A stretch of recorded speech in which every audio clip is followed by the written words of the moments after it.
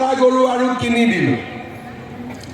তাৰ মানে এই টকাটো আমি গ্ৰুপতো দিব পাৰোঁ, এই টকাটো আমি নিজেও খৰচ কৰিব পাৰোঁ বা হাজবেণ্ডৰ লগত লগ লাগিও এই টকাটো আমি খৰচ কৰিব পাৰোঁ।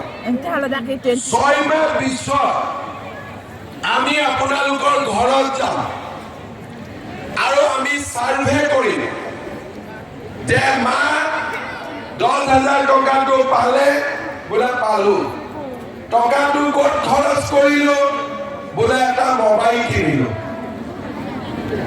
আমি পৰীক্ষাত ফেল, বোলে এটা গৰু আছে আমি এটা গৰু আৰু কিনি দিলোঁ। তাৰ মানে এই টকাটো আমি গ্ৰুপতো দিব পাৰোঁ, এই টকাটো আমি নিজেও খৰচ কৰিব পাৰোঁ বা হাজবেণ্ডৰ লগত লগ লাগিও এই টকাটো আমি খৰচ কৰিব পাৰোঁ।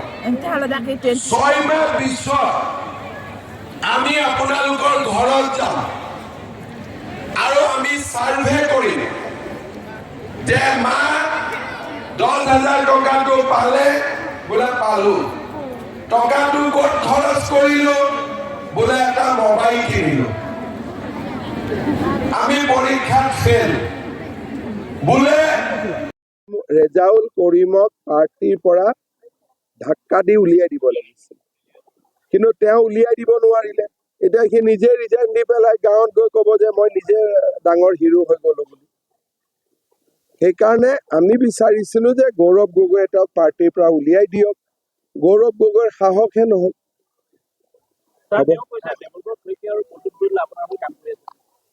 ভালে হয়, মোৰ হৈ কাম কৰিলে মইতো ভালে পাম, মই কিয় বেয়া পাম কোনোবাই যদি মোৰ হৈ কাম কৰে। আৰু কংগ্ৰেছত বহুত মানুহ আছে যোনে মোৰ হৈ কাম কৰিও থাকে, মিছাও নহয়।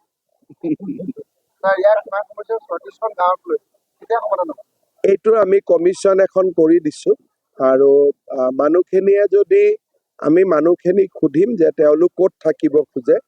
অলৰেডি কল্যাণ চক্ৰৱৰ্তীক চেয়াৰমেন কৰি আমি কমিটিখন কৰি দিছো। মানুহসকল নগাঁৱত থাকিলে নগাঁৱত, কাৰ্বি আংলঙত থাকিলে কাৰ্বি আংলং, কিন্তু পাব্লিকে যিটো ক'ব তাৰ ওপৰত আমি কৰিম। তাৰ হিয়াৰিং সোনকালে আৰম্ভ হ'ব।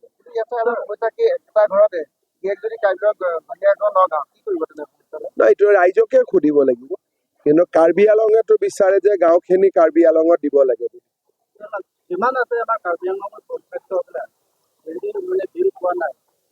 কিমান বিল পোৱা নাই? আচ্ছা, মই এবাৰ আজি ডিফুত ৰাতি থাকিম, মই সুধি ল'ম।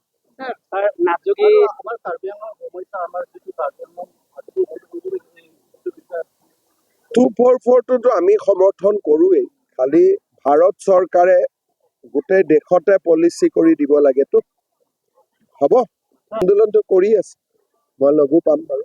হ'ব, পাথৰ এইটো ইয়াত আছে নেকি বগা পাথৰ? মই নাজানো ন, মই খবৰ কৰিম। বগা পাথৰ আৰু কয়লা, ঠিক। গৰু ক'ত যায়? ঠিক আছে, মই খবৰ লৈ ল'ম। হ'ব, ঠিক আছে। বাইদেউ কিবা আছে কৰাই দিম দিয়ক ফাংচনিং।